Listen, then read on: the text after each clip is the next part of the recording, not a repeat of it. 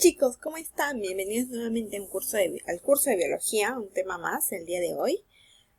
Vamos a continuar hablando de los reinos. Esto es un tema bastante sencillo, algo que ya hemos conocido, ya hemos visto anteriormente, así que solamente vamos a recordar un poco. Reino protoctista. A ver, el reino protoctista, pues, como características generales, disculpe, antes no se llamaba reino protista. Sí, te cuento ya. El reino actualmente se llama protoctista. Antes se llamaba protista, ¿por qué? Porque no consideraban a un grupo de organismos que en la actualidad los consideran. Sí, al ingresar ese grupo de organismos, que ahora más adelante te voy a decir, al ingresarlo y considerarlos dentro de este reino, pues el reino cambió de nombre y pasó a ser de llamarse reino protista a llamarse ahora reino protoctista. ¿Qué características tiene este reino? Primero, debemos recordar que son organismos eucariotas, ¿sí? Tú sabes que las células, según su evolución, pueden ser procariotas o eucariotas. Y que solamente el reino Monera es el único reino que todos sus organismos son organismos cuyas células son procariotas. Los demás reinos que estamos estudiando, todos tienen células eucariotas. ¿Ya? ¿Qué organismos pertenecen a este grupo? Los tres que tú ves aquí en la pantalla. Mohos deslizantes, algas y protozoos, o llamados también protozoarios. ¿Ya?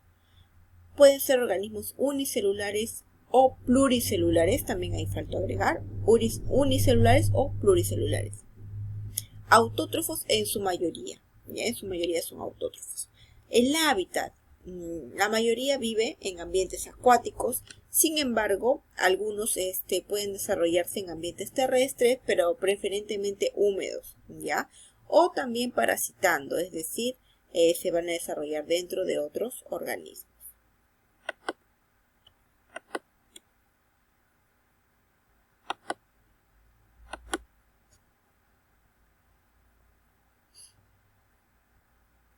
Ahí está.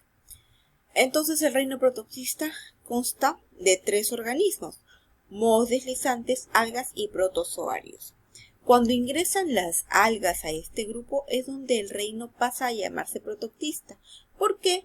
Porque antiguamente pensaban que las algas pues eran organismos que pertenecían al reino Plantae, o sea, al reino de las plantas. Pero en la actualidad no es así. Las algas no pertenecen al reino de las plantas, ¿sí? No son plantas propiamente dichas porque no tienen las características de ese grupo, ¿sí? Son, digámoslo así, como si fueran plantas menos evolucionadas, que no caben en ese grupo, ¿ya? Empezamos a hablar entonces acerca de los mohos deslizantes. Los mohos deslizantes son hongos muy primitivos, ¿ya? No están considerados como hongos propiamente dichos, porque si fueran hongos no estarían en este reino, ¿cierto? Estarían en donde, en el reino fungi, pero no se encuentran en el reino fungi, sino en el reino protoctista, porque estos tienen características de hongos, sí, pero no en su totalidad. Por eso les llamamos hongos primitivos o poco evolucionados. Tienen un aspecto de masa gelatinosa, llamada también mucilaginosa.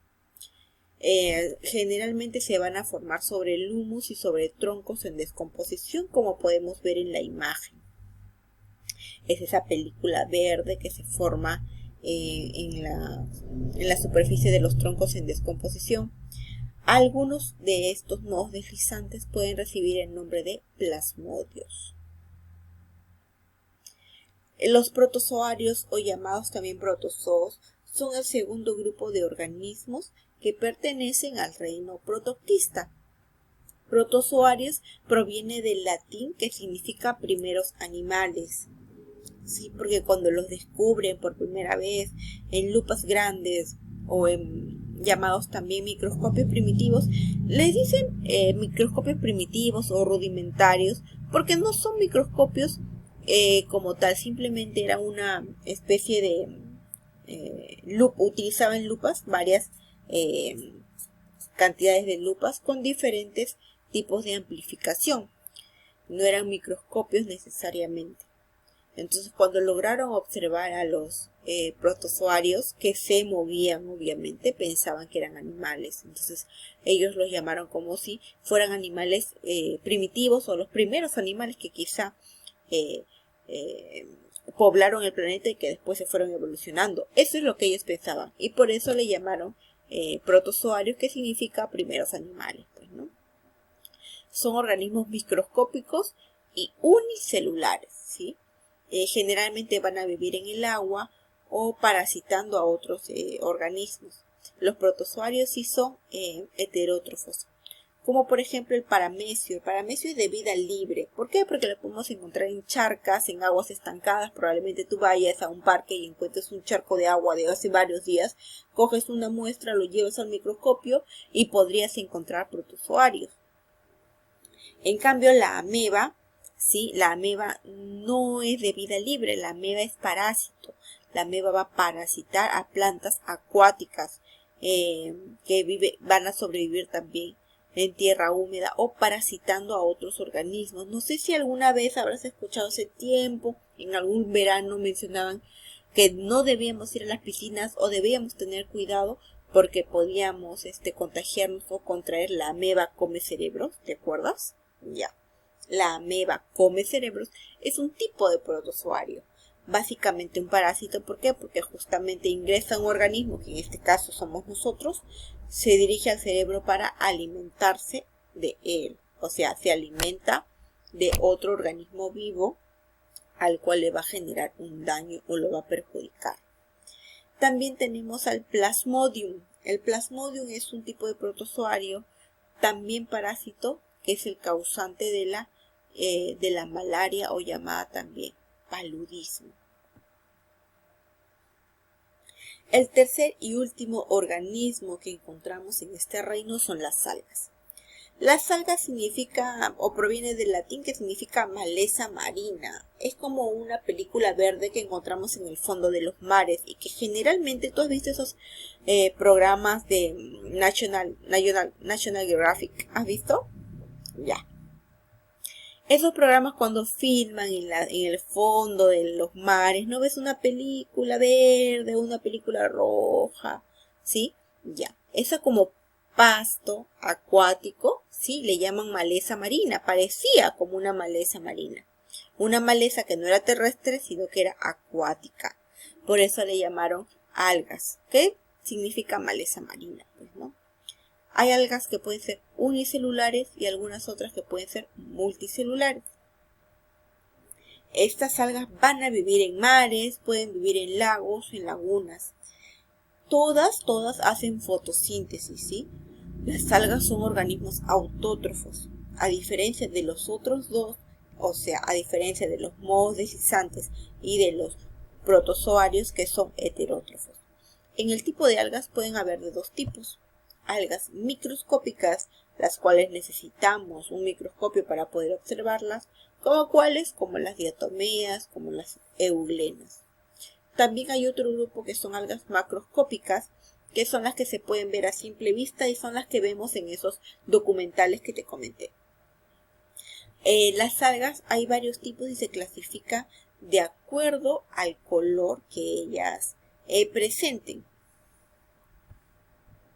Son algas doradas, ya. Y por último, las clorofitas, que son algas verdes. ¿Por qué? Porque contienen el pigmento clorofila, ¿sí? Que les da el color verde. No te olvides de estos nombres, porque esto es lo que te va a venir en tu examen, ¿no?